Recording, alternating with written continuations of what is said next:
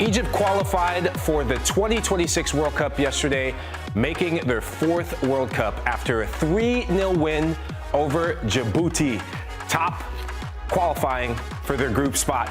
Egypt will be back at the World Cup after failing to qualify for the 2022 tournament. They're still searching for the first World Cup win in their history. The Pharaohs are the kings of Africa, having won the African Cup of Nations a record 7 times, though they haven't lifted the trophy since 2010. Egypt is led by Liverpool star Mohamed Salah, whose 2 goals yesterday helped seal their World Cup spot. Salah is the Pharaohs' second all-time leading goal scorer with 63 goals. They have a legend at the helm as well, in national team coach Hossein Hassan, who has been the coach of Egypt since 2024. Hassan scored 69 goals for the Pharaohs and was a starter on their 1990 World Cup team. And we got to go straight into Egypt. I mean, Mohamed Salah, not only does he break another record, he becomes the all-time leading goal scorer in World Cup qualifiers. He is now the top goal scorer in CAF for the World Cup when it comes to qualification. So with Egypt punching their ticket, Mbizo, what can we expect from the Pharaohs next summer? I think you can expect what you've been seeing thus far, a team that's built around easily one of the greatest African players of all time, and frankly, approaching status of being one of the best players of all time on a global scale. Certainly one of the best Premier League players of all time, punching up with the best of the likes of Thierry Henry. So he's not just breaking records here on the continent, he's breaking them in Europe as well. Look, I think this team will continue to try to emphasize their tactics around getting the best out of this particular star, but also to really develop the stars that play around him, the supporting cast, the likes of Omar Mamouche, Mustafa Mohamed, Zizou, Trezeguet.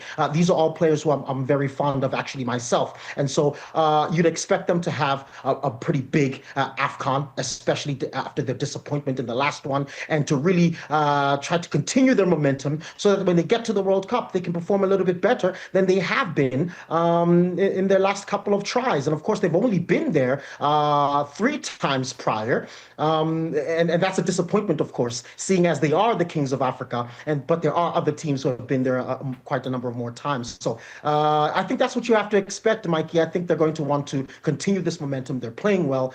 They're dominant in their matches. And of course, the win yesterday, I think, encapsulated that. One of the stories that we've been tracking, and I know we've been tracking it on air, off air, is Cape Verde. It's been the Cinderella story of the CAF qualifiers. They had this comeback draw, almost turned win against Libya. But when you look at them getting a point, have they all but sealed their fate to qualify for the World Cup, with the next match being against Eswatini, who's bottom of the group?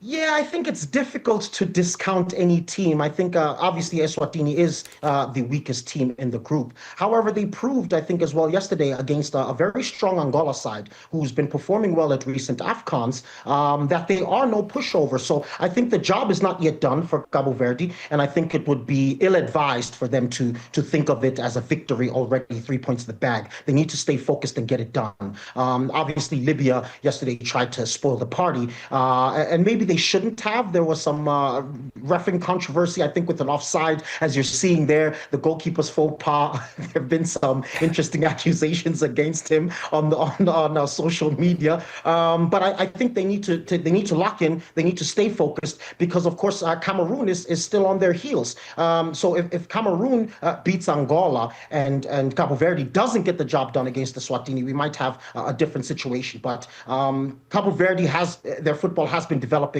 over the last, I would say, half a decade or so, maybe more. So it's no surprise, actually, for us Africans that they're at this juncture. But I think they still need to get the work done against Eswatini. Mbizo, we're talking about the Cinderella story. I want to talk about the main event, the reason why you're here, I'm here, and we're doing this. Group C is the big talking point. So much has been flipped on its head from last window to this window. When we look at the table, before South Africa was at the top, but as of late, Benin, South Africa, now Nigeria. So can you explain to us and our viewers what has happened in the group?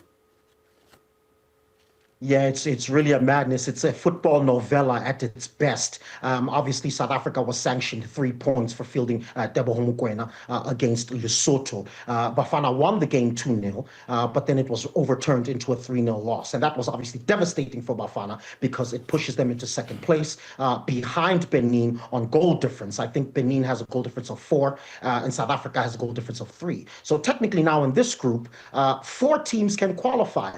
I think if Bafana wins both their games and Benin falters, especially against Nigeria, which is obviously a tough match, then South Africa would qualify. But if South Africa drops points, Benin gets all of theirs, they go through. But if Benin drop points, South Africa drop points, then Rwanda or Nigeria can actually go through as well. So it's a big mess. And obviously there's a lot of psychological pressure on every single one of these teams, maybe less so Rwanda and Benin, because I think they're just delighted to be in the mix, to be in the conversation. But certainly there's a heavy psychological pressure on Nigeria and South Africa. And obviously, as a South African, I'm hopeful that they'll get the job done. But this self-sabotage of Bafana, we've seen it before, unfortunately, in the country. And Nigerians are obviously frustrated because they'll believe that they were the strongest team in the group based on the stars that they have. And so we're here for a photo finish, man. It's gonna be dramatic. It's gonna be dramatic tomorrow. And Mbizo, it wouldn't be CAF if there wasn't a bit of drama and a bit of chaos. So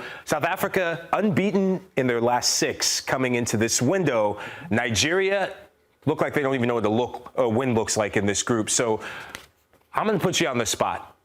Did South Africa just open the window for Nigeria to get to the World Cup? Or is Bafana going to be punching their ticket here next summer when this window is said and done? Well, I think one of the benefits that South Africa is enjoying right now is that their last 2 games are effectively at home.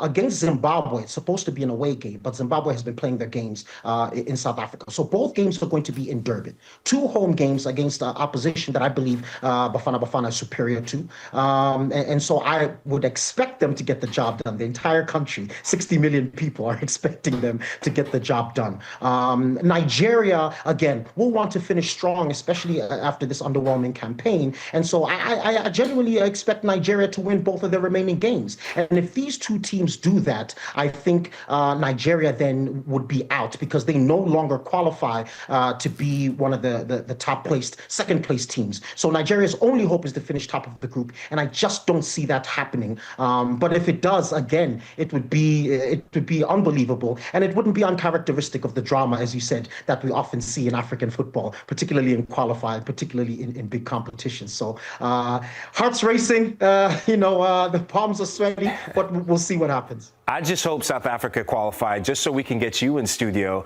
here next summer and then we can link up, catch up, and enjoy the vibes, man. You just heard from CBS Sports African football analyst Mbizo Mzamane. Mbizo, obrigado, moleque. Tamo junto, meu irmão.